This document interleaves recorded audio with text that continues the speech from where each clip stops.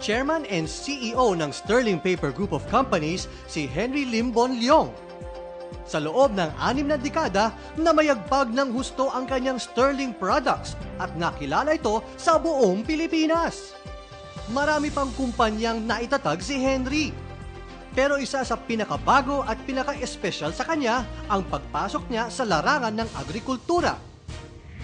Over the years, pag meron mga tayong rice crisis or whatever, no, government officials, even the media will call me up. Ano ba nangyayari sa bansa natin? And he would like to look at China. Bakit ang laki-laking populasyon ng China, yet they can even export the grains, the rice. Kaya yun ang ni-research ko, nakikita ko kung anong sekreto ng China. And hopefully, if I can bring that formula over to the Philippines, we can also help our own countrymen. Kaya 1998 nang umpisaan ni Henry ang pagre-research tungkol sa hybrid rice seeds. Ito daw yung binhi ng bigas na kapag itinanim, doble o triple ang pwedeng maging ani. Dito itinayo ni Henry ang SL Agritech noong September of 2000. We came out with a variety called SL8H.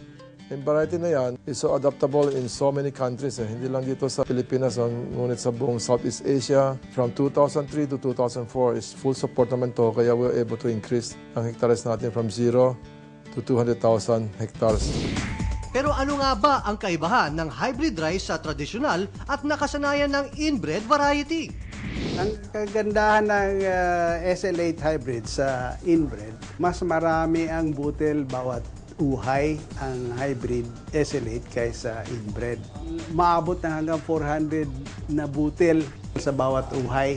Sa timbang ng butil, mas mabigat talaga ang butil ng SL8 hybrid rice kumpara sa inbred.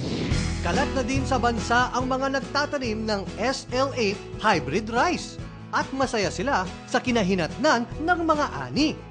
Mga farmers na may 20 hectares, may 25 hectares, pag napunta mo sa banyo na, mansion na yan. Natutuwa rin ako kahit na paano, nakabahagi rin ng SL Agritech sa mga magsasaka. Of course, we would like to see more of these wealthy farmers in the future. Sa ngayon, bukod sa tinutulungan nila ang mga magsasakang Pinoy, ipinaaabot na rin nila sa ibang bansa ang SL8 hybrid rice seeds. Alam ni Henry na ito ang solusyon pagdating sa rice shortage ng bansa. Sana yung mga magsasaka na nanonood ngayon, kailangan dapat may tiwala kayo sa hybrid rice. Kahit na yung binhi, may counting kamahalan kasi wala na subsidize ng gobyerno. Pero ang kita nyo, sapat, doble, triple pa rin yun. One of the biggest risks of entrepreneur is not to take risk, di ba? So if you want to take risk, subukan mo ng SL8. That risk is not even a risk at all. Ang bahaging ito ay handog sa inyo ng SL Agritech Corporation.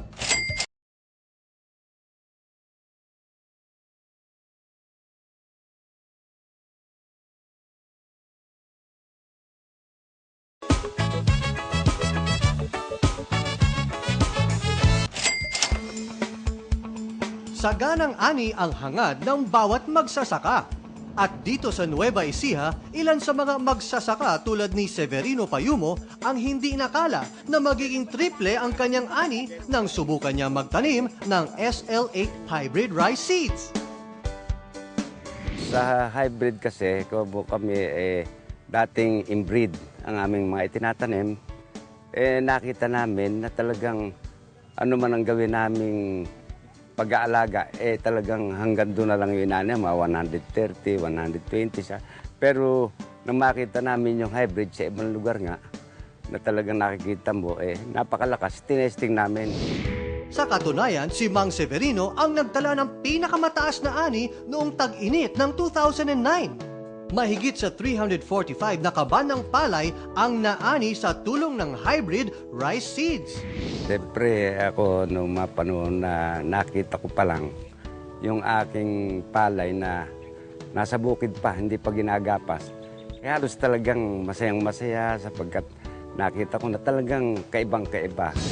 Malaki din ang ginhawa ng buhay ni Mang Ricardo. na umani ng swerte sa tulong ng SL8 Hybrid Rice Seeds. Isang malaking maitutulong sa aking pamilya, lalo na po sa mga anak ko.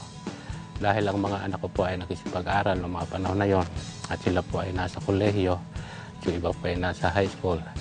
Kaya siya po yung nakapagpatapos sa aking mga anak. At bilang chairman ng kooperatiba ng mga magsasaka, hinihikayat din niya ang kanyang mga kamiyembro na magtanim ng hybrid rice. Miyembro o hindi miyembro ng aming kooperatiba, talagang hindi pa ako nagsasawa na sabihin sa kanila na tayo ay magtanim ng hybrid. Dito ko nga po nakita yung pag-unlad o pag-asenso ng isang magsasaka. Ilan lamang sina Mang Severino at Mang Ricardo sa nag-e-enjoy sa benepisyo sa pagpili ng tamang binhi. Wish nila na sana lahat ng magsasaka sa buong Pilipinas ay magtanim ng hybrid rice seeds. Talaga ang bigas ng SL8 talagang napakaganda at pwede nating ilaban doon sa talagang mga bigas na eka nga magagandang bigas na inbreed. Tapos sa mga kamukha kong mga magsasaka, panahon na po na gamitin na natin at itanim na natin ang hybrid, lalo na po ang SL8.